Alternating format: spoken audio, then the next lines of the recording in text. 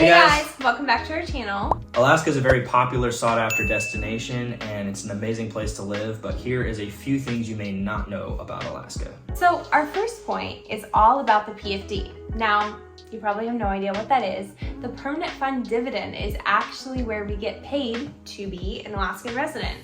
Alaska is a big developer of oil. Put most simply, the PFD is dividends off of the oil and mineral productions of Alaska, and it gets paid out to its residents. More complicated than that, but that's kind of the gist. Basically, every single year we apply in January, February, March for a payout of September, October of that year, which last year it was about $3,000. That was the highest it's been in quite a number of years. It's usually around the 1,000, 2,000 range. For our second point, according to the 2022 census, 93% of Alaskan residents only had a high school diploma to an associate's degree, and that remaining 7% were above an associate's degree. And that's definitely proven to be true, and you can see it in day-to-day society. Trades are extremely common in Alaska culture, and if you're looking for a corporate job, Alaska is not the place for you. There's definitely like a market for that, but it's just not anything compared to a lot of lower 48 states. It's definitely oil, fishing, construction, various things like that, so trades like she said. But Our third thing that you may not know about Alaska is that our most dangerous animal, most dangerous wildlife is not what you may think. It is not a grizzly bear.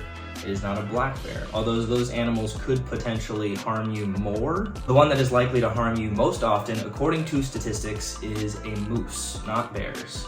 So moose can be very aggressive, and I think a large part of that statistic may have to do with the fact that people don't think they're nearly as harmful, so they don't behave around them exactly how they should. And the thing is, we see moose all the time, multiple times a day. I haven't always counted how many moose I see in a day, but I can remember the one time I did count on a drive how many I saw, and it was only an hour and a half drive. I counted 17 moose I saw. I've seen people before, like neighbors of mine, that have tried to walk up to them and feed them potato chips and jump on them. I'm pretty sure those neighbors were high or under the influence, but people definitely get harmed by them more often. They're not cute and cuddly necessarily.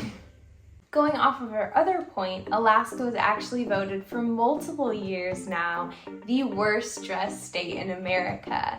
And I mean, it's kind of not surprising because it is more of a trade culture. So, I mean, if you want to fit in, stained jeans, old t-shirts, rubber boots, that's the fashion. Not to say you can't look nice and put together, but the general population is just wear what fits.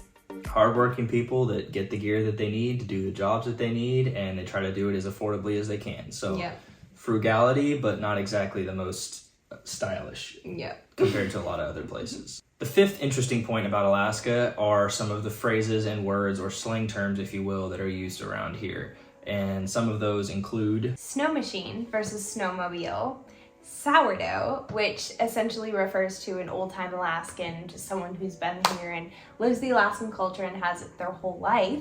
Termination dust, which is the first snowfall in the mountains. Going outside, which is not going out of your house into the outdoors, it's going into the lower 48, and the lower 48 is another term for everything underneath, so the rest of America, essentially. The other 48 states. Yeah. Breakup, which is essentially just what happens in the spring from all of the ice buildup from the winter.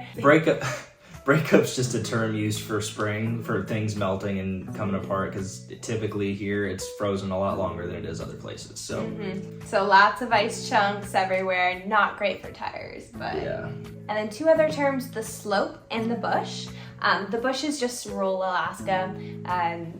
Australia has that term for, more down under. Yeah, exactly. More wild areas of Alaska. And then the slope is where all of our oil production is done. So that's... Well, not all of it, but a lot of it. Yeah, the majority of our oil fields. Typically it's one of those 2 weeks on, 2 weeks off. There's various schedules for it, but typically you go out there and you're just out there for a period of time, and then come back. So not always the best for families, but if you're like a single person or just starting out, or and families make it work too. Yeah, families do make it. There's a lot of families up here that do it, but I know some people personally that it's not their favorite because they have to be away from their family for a while. But yeah, if you're that type of person, it's definitely a pretty good gig. So, but it's hardcore. I mean, 60 below winters and all sorts of everything. Yeah. Just imagine harsh. That's the slope. I've heard stories of polar bears up there and all sorts of things. So. Yep. Another statistic for point number 6, Alaska actually has an average percentage of 27% homeschooled kids, while the lower 48 has an average percentage of 5%. So homeschooling is extremely common, which is very interesting.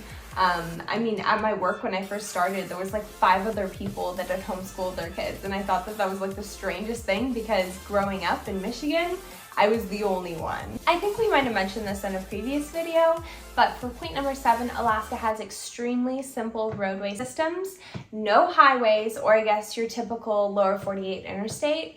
The highest posted speed limit is 65 miles an hour, which is actually kind of challenging because if you grow up as a kid in Alaska and then have to move to the lower 48 and, you know, learn to drive in Alaska and then driving down in the lower 48, very, very different. So I honestly feel very bad for everyone that is gonna have to do that. And her coming up here has been quite interesting as well, because it was like I had to unlearn everything. Speeding, riding people's butt, which you still haven't unlearned, and just haven't quite learned the courtesy of driving in Alaska. I'm still rushing down the highway. Yeah, and like riding people's butt, expecting them to get out of your way, when in reality they just slow down because we're stubborn up here. Our 8th point that is interesting about Alaska is 70% of people up here identify as religious, while 30% identify as non-religious. Which is very different from the lower 48, or I should say the majority of the states in the lower 48. Christianity is huge here and very much the norm. Our 9th interesting point about Alaska that you may not know is that our state sport is a bit different than some other places. You may be used to football, soccer, baseball, but up here our official state sport is dog mushing or dog sledding. And as I'm sure a lot of you know, we have the Iditarod, which is this big thing, kind of Balto, saving people's lives.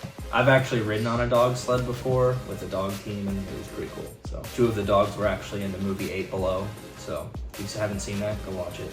All right, guys. Well, that's all we have time for today. Thank you so much for watching. If you already aren't following us on Instagram and Facebook, be sure to do that.